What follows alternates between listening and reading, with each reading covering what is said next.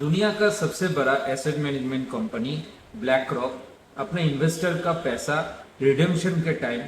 Blockage लगाया है या रेस्ट्रिक्शंस लगाया है, कुछ कैप्स लगाया है। क्या same kind of process Indian fund house भी कर सकता है? क्या आप जो इन्वेस्टमेंट कर रहे हैं उसमें भी रिडेम्पशन के टाइम में कोई रेस्ट्रिक्शंस, कोई कैप्स आपका फंड हाउस लगा सकते हैं?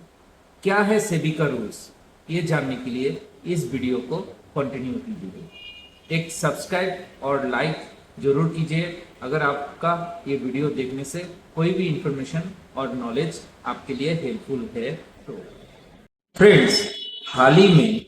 दुनिया का सबसे बड़ा asset management company black rock ने अपना इन्वेस्टर्स का अमाउंट रिडेम्पशन में ब्लॉक या रेस्ट्रिक्शन लगाया था, जिसको लेके काफी न्यूज फैला हुआ है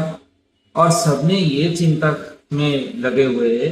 कि अगर फंड हाउस या एसेट मैनेजमेंट कंपनी, वो भी दुनिया का सबसे बड़ा एसेट मैनेजमेंट कंपनी, अगर इस तरह से इन्वेस्टर का अमाउंट पे रेस्ट्रिक्शन लगाए या ब्लॉक लगाए तो हमारा पैसा, हम जो इन्वेस्टमेंट कर रहे हैं उसमें क्या इन्वेस्टमेंट करने से फिर ऐसा कोई रेस्ट्रिक्शन आ सकता है, वो भी क्या सेफ है, या वो ऐसा कोई रेस्ट्रिक्शन या ब्लॉक के वजह से हम लोग उसको एज ए इमरजेंसी विड्रॉल नहीं कर पाएंगे। फ्रेंड्स, इसमें कुछ पॉइंट्स है जो black rock asset management company है उसमें उसका जो फंड है वो फंड था एक प्राइवेट क्रेडिट फंड। उस फंड से इन्वेस्टर्स लोग जब रिडेम्पशन का रिक्वेस्ट लगाया, जब ब्लैक रॉक कंपनी का शेयर्स लगभग 7% फॉल कर गया और उसमें लिक्विडिटी का काफी इश्यूज चल रहा था, उसी टाइम में 9% ऑफ अमाउंट का रिडेम्पशन रिक्वेस्ट आया, जो एक ह्यूज अमाउंट है for that time because of the E liquidity. उस टाइम में ब्लैक रॉक ने रिडेम्पशन में एक रेस्ट्रिक्शन लगाया कि इन्वेस्टर्स लोग क्वार्टरली 5%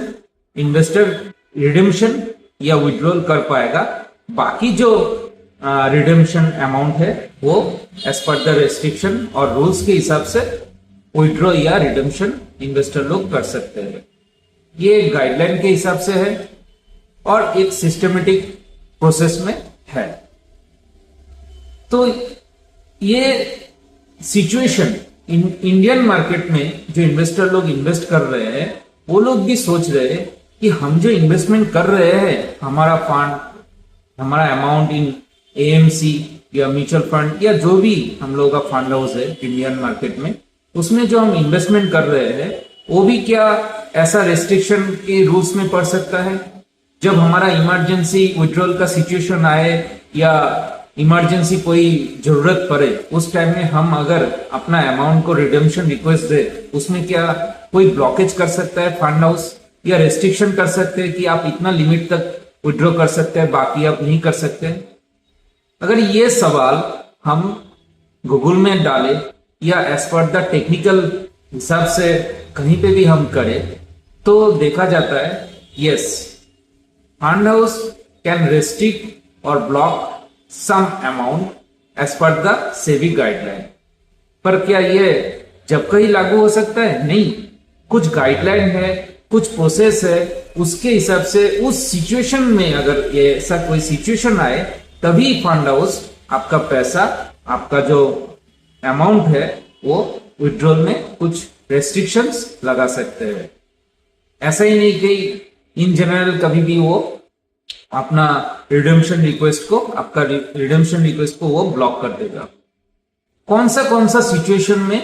रिडेम्पशन का रिक्वेस्ट को फंड हाउस ब्लॉक या रेस्ट्रिक्शन कर सकता है? देखिए, इसका एक गाइडलाइन है as per the SEBI. SEBI ने क्लियर कर दिया है कि ऐसा कोई मार्केट सिचुएशन हो जहां पे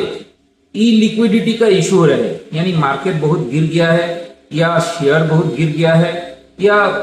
जितना भी उस फंड में बहुत सारा शेयर है, स्टॉक है जो गिरा हुआ है, कोई सिचुएशन ऐसा आए जिसमें लिक्विडिटी का कोई इशू हो, तो वो फंड हाउस एक कैप कर दे सकते हैं कि इतना लिमिट तक अमाउंट वो रिडेम्पशन में कोई आए तो इतना लिमिट तक अमाउंट उसको देना ही पड़ेगा रिडेम्पशन, बाकी का जो अमाउंट है वो क्वार्टरली वो उसको क्लियर करना है। इसमें 2-3 गाइडलाइन है कि कोई भी रिडेम्पशन, कोई भी इन्वेस्टर का अमाउंट अगर 2 लाख के नीचे है तो वो इस रेस्ट्रिक्शन में आएगा ही नहीं, क्योंकि 2 लाख तक रिडेम्पशन रिक्वेस्ट को उसको फंड हाउस को क्लियर करना ही है। 2 लाख के ऊपर में जो रिक्वेस्ट रहेगा ज्यादा से ज्यादा अमाउंट, उसमें ये रेस्ट्रिक्शन फंड हाउस कर सकता है। और क्या गाइडलाइन है कि 90 डेज के अंदर में only 10 working days fund house उसमें रेस्ट्रिक्शन कर सकता है। ऐसा नहीं कि रोज रोज कर पाएगा, ऐसा भी नहीं है। तो 2 लाख तक इन्वेस्टर रिडेम्पशन डाले तो उसका कोई चिंता नहीं रहेगा, एनी हाउ उसको देना ही पड़ेगा। 2 लाख के ऊपर में रिडेम्पशन रिक्वेस्ट में 2 लाख देके बाकी का लिमिट देके बाकी का जो अमाउंट है उसमें वो रेस्ट्रिक्शन या कैप लगा सकता है। अच्छा, सिचुएशन क्या क्या मैंने बोला था, एक तो था लिक्विडिटी इशू, सेकेंड मार्केट में कोई भी बड़ा हलचल हो, मार्केट में कभी मान लीजिए वो ऑपरेशनल ना हो, यानी कि मार्केट चल नहीं रहा है या कोई भी कारण से मार्केट में कोई सिचुएशन आया है कि बंद है मार्केट, ऐसा कोई सिचुएशन में भी फंड हाउस आपका अमाउंट को रेस्ट्रिक्ट कर सकते हैं लिक्विडिटी में या रिडेम्पशन में। थर्ड, फोर्स मेजर,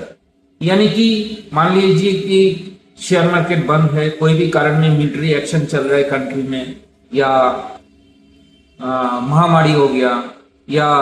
कोई भी फ्लड हो गया, इमरजेंसी कोई भी कारण है, ऐसा कोई सिचुएशन में भी fund house short time of period के लिए आपका रिडेम्पशन को रोक सकते हैं, पर एक कैप लगा सकते हैं, पर ऐसा नहीं कि लॉन्ग टर्म के लिए वो कोई भी रिडेम्पशन रिक्वेस्ट को रोक पाएंगे। तो ये 3 सिचुएशन में कि मार्केट बंद है, ऑपरेशनल नहीं है, या कोई फोर्स मेजर सिचुएशन आ जाए, या कोई लिक्विडिटी सिचुएशन आ जाए, ये तीनों कारण अगर होगा, अराइज करेगा, तो as per the SEBI guideline fund house उसको रेस्ट्रिक्ट कर सकता है, कैप लगा सकते हैं रिडेम्पशन में थोड़ा बहुत, पर लॉन्ग टर्म के लिए नहीं, इन जनरल के लिए नहीं। उसमें क्लियरली मेंशन है कि 1 या 2 फंड हाउस का 1 या 2 स्टॉक गिरा हुआ है, आप बोलेंगे कि मैं लिक्विडिटी नहीं कर पाऊंगा, रिडेम्पशन नहीं कर पाऊंगा, ऐसा नहीं हो सकता है। या तो लॉन्ग टर्म के लिए आप लगा रहे हैं, ऐसा भी नहीं होता है। रिडेम्पशन आपको देना ही पड़ेगा इन जनरल, और कोई भी सिचुएशन में आपको रिडेम्पशन करना ही है। पर ये 2-3 सिचुएशन अगर आए तो फंड हाउस रेस्ट्रिक्शन तो लगा सकते हैं, पर as per the SEBI guideline first 2 lakh तो उसको क्लियर ही करना पड़ेगा, और बाकी अमाउंट के ऊपर में एज पर द गाइडलाइन वो उसको फंड क्लियर करना है, रिडेम्पशन करना ही है, ऐसा कोई रूल्स नहीं है। ये वीडियो अगर आपके लिए इंफॉर्मेटिव लगा, कोई भी इंफॉर्मेशन आप जान पाए, तो जरूर ऐसा ही सेम इंफॉर्मेशन जानने के लिए सब्सक्राइब बटन को दबा दीजिएगा, क्योंकि उसमें हम नया कोई भी इंफॉर्मेशन अगर आपको देंगे, यूट्यूब चैनल में डालेंगे, तो डायरेक्टली आपके पास पहुंच जाएगा। बाय।